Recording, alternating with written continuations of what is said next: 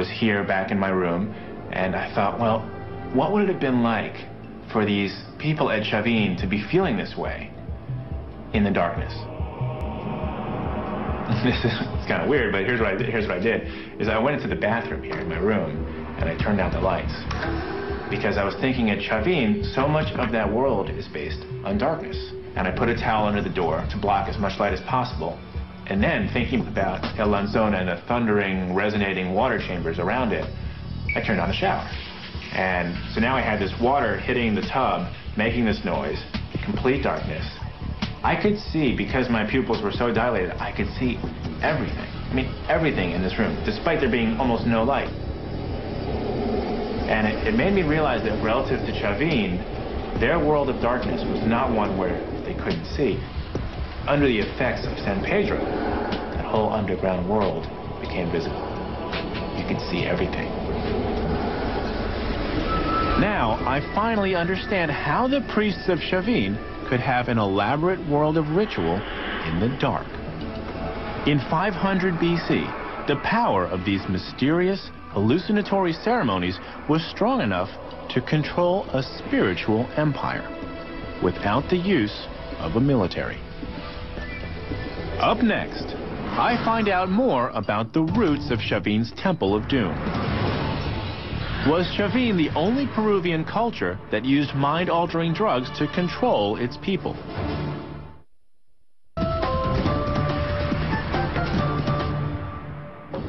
I've been decoding the symbols on a sacred relic to understand how the ancient Andean civilization of Chavin flourished for 800 years, without a military, without city walls. In Chavin, I learned how the ruling priests conducted elaborate rituals, fueled by hallucinogenic drugs, to control an entire culture. I participated in a modern-day version of one of these ancient ceremonies and came away with a deeper understanding of the priest's power. But was Chavin's systematic use of mind control unique? To answer this question, I'm traveling 230 miles south to the little-known site of Caral in the Supe Valley. I meet up again with Guillermo Koch, who explains that Caral was discovered in 1905, when an archaeologist noticed huge mounds in the desert. Not that far. Like Chavin, Caral has a circular plaza, but much, much larger. Caral is also a great deal older than Chavin. What's really exciting to think about is that at the time of the Great Pyramids of Egypt, this city was thriving. And what has archaeologists really excited is that it carbon dates to 2600 BC, 1600 years before Chavin. Caral is like Chavin in many ways.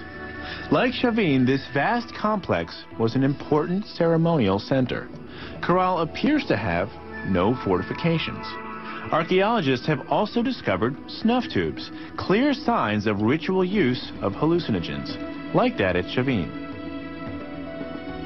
These similarities suggest that a culture like Caral might have spread to Chavin. But there's one big difference. Unlike Chavin, which is high in the mountains, the sea is only one day's walk from Caral. That gave Caral an economic resource that Chavin lacked: fish. During the time of Caral, the Pacific Ocean here was teeming with fish. The Humboldt Current coming up from the bottom made these waters frigid and rich. This coastline has some of the greatest fishing in the world. The bountiful ocean, combined with improved fishing techniques like these reed boats, triggered a population boom. It led to the development of complex societies like Caral. These boats may be the technological innovation that fueled the rise of Peruvian civilization.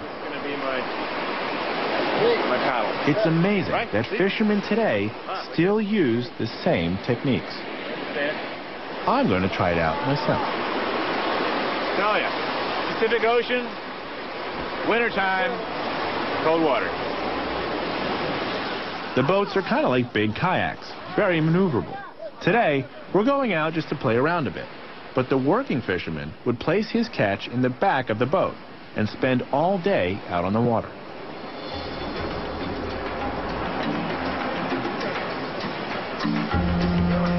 These little boats are perfectly adapted for riding the swells, and they allowed fishermen thousands of years ago to harvest the ocean.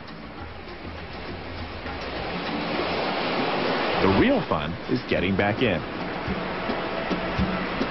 Instead of just going over a wave, you have to ride it. Hey, great time. Gracias. Gracias. Buena suerte. Gracias.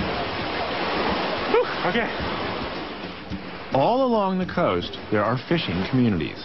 And all along the coast, archaeologists are finding the ruins of civilizations like Caral that exploited the sea. From these roots, the origin of Chavin and all Andean civilization is becoming more clear. 80 miles up the coast from Caral, Guillermo shows me an even older site, Las Aldas. Here, too, I can see similarities with Chavin. Okay, and this is the circular plaza which I've seen in other sites. Exactly, and this is a very complex one. And it looks fairly unexcavated. Yeah, it has been barely excavated some 40 years ago. So they've made some sample cuts and that's it? Exactly. Okay. Is there evidence of a connection between Chavin and Las Aldas? Was there use of hallucinogens? Did crowds gather at the circular plaza here for mass rituals? The simple answer is, we don't know yet. This is from fires over here? It's from cooking. Cooking is the cooking area. Thousands of years of cooking.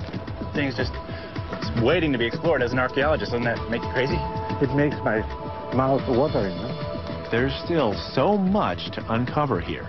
Who knows what secrets lie buried under the sand?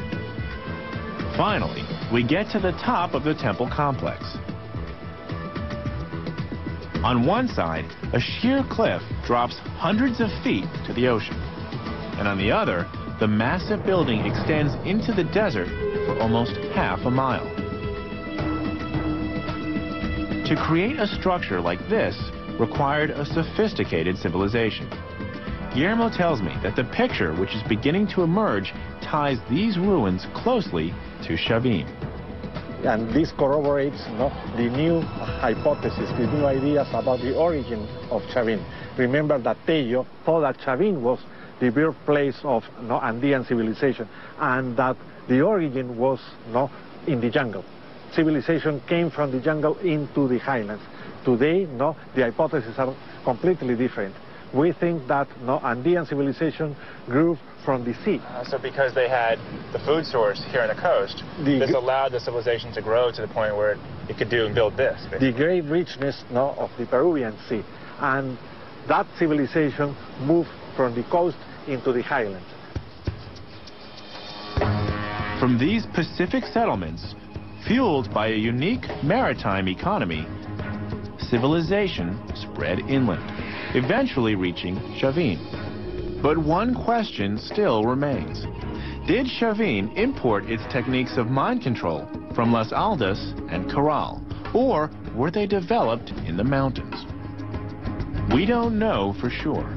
The answers may still lie within the pyramids of Caral, under the sands of Las Aldas, or maybe even hidden in the code of Chavin's mysterious obelisk. There are places where the truth remains hidden, where exploration and endurance can lead to peril. And finding the evidence is just the easy part. The adventures begin with a dramatic 2-hour premiere on The Search for Atlantis. The new season of Digging for the Truth premieres tomorrow at 9 p.m. on the History Channel. This